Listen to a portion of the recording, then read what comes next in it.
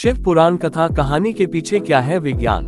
क्या शिव का महत्व सिर्फ सांस्कृतिक है या फिर इस भस्म से सजे योगी देवों के देव महादेव के अन्य पहलू भी हैं?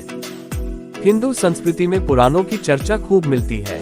इन्हीं पुराणों में से एक है शिव पुराण। तो क्या है इस पुराण में सिर्फ कहानियां या कहानियों के जरिए कुछ और बताने की कोशिश की गई है? जिस विशाल खालीपन को हम शिव कहते हैं वह सीमाहीन है, शाश्वत है, मगर चूंकि इंसानी बोध रूप और आकार तक सीमित होता है, इसलिए हमारी संस्कृति में शिव के लिए बहुत तरह के रूपों की कल्पना की गई। बूढ़ समझ से परे ईश्वर, मंगलकारी शंभो, बहुत नादान भोले, वेदों, शास्त्रों और तंत्रों के महान गुरु और शिक्षक, दक्षिण मूर्ति, आसानी से माफ कर देने वाले आशुतोष, सृष्टा के ही रक्त से रंगे भैरव, संपूर्ण रूप से स्थिर अचलेश्वर, सबसे जादुई नर्तक नटराज आदि। यानी जीवन के जितने पहलू हैं, उतने ही पहलू शिव के बताए गए हैं। आमतौर पर दुनिया के ज्यादातर हिस्सों में जिस चीज को लोग दैवी या ईश्वरीय मानते हैं उसे अच्छा ही दर्शाया जाता है, लेकिन अगर आप शिव पुराण को ध्यान से पढ़ें तो आप शिव की पहचान अच्छे या बुरे के रूप में नहीं कर सकते। वह सब कुछ है, वह सबसे बदसूरत है, वह सबसे खूबसूरत भी है, वह सबसे अच्छे और सबसे बुरे हैं, वह सबसे अनुशासित भी हैं, मगर पियक्कड़ भी। उनकी पूजा देवता, दानव और दुनिया के हर तरह के प्राणी करते हैं।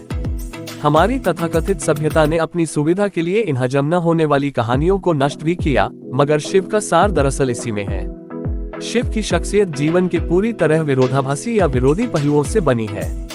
अस्तित्व के सभी गुणों का एक जटिल संगम एक ही इंसान के अंदर डाल दिया गया है, क्योंकि अगर आप इस एक प्राणी को स्वीकार कर सकते हैं तो समझ लीजिए आप पूरे जीवन से गुजर चुके हैं। जीवन के साथ हमारा सारा संघर्ष यही है कि हम हमेशा ये चुनने की कोशिश करते हैं कि क्या सुंदर है और क्या नहीं, क्या अच्छा है और क्या बुरा। लेकिन अगर आप इस एक शख्स, जो जीवन की हर चीज का एक जटिल संगम है, को स्वीकार कर सकते हैं तो आपको किसी चीज से कोई समस्या नहीं होगी। शिव पुराण कहानी के पीछे क्या है विज्ञान?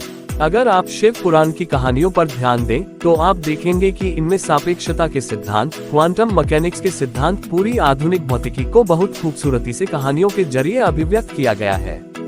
यह एक तार्किक संस्कृति है, इसमें विज्ञान को कहानियों के जरिए व्यक्त किया गया था। हर चीज को साकार रूप दिया गया था, मगर बाद में जाकर लोगों ने विज्ञान को छोड़ दिया और बस कहानियों को ढोते रहे। उन कहानियों को पीढ़ी दर पीढ़ी इस तरह बढ़ा चढ़ाकर पेश किया जाता रहा कि वे पूरी तरह मूर्खतापूर्ण लगने लगी।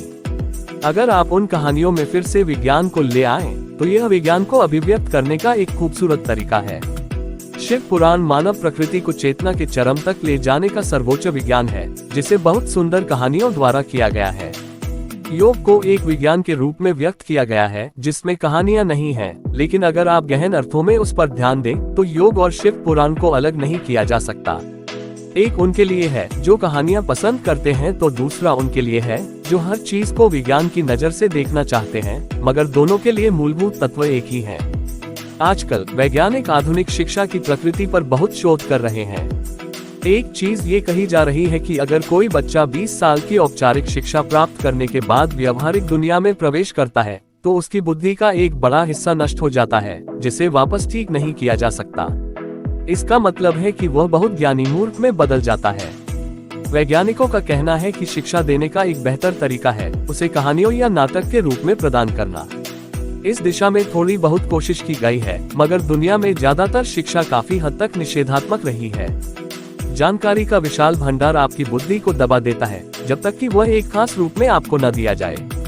कहानी के रूप में शिक्षा प्रदान करना बेहतरीन तरीका होगा। इस संस्कृति में यही किया गया था। विज्ञान के सर्वोच्च आयामों को बहुत बढ़िया कहानियों के रूप में दूसरे लोगों को सौंपा गया।